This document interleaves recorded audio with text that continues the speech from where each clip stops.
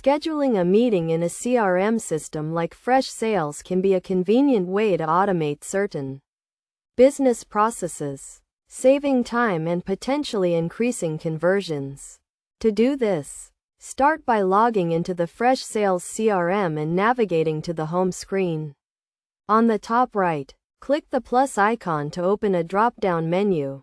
Then select the Add Meeting option.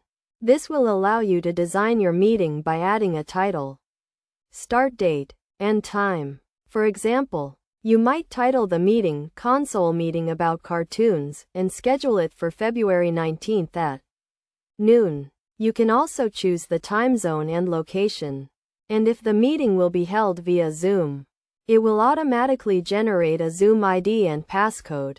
Additionally, you can add attendees, relate the meeting to other contacts or accounts, and include a description. If you have connected your Google Calendar or Outlook, the meeting will be shared automatically. Once you have entered all the details, click Save to schedule the meeting.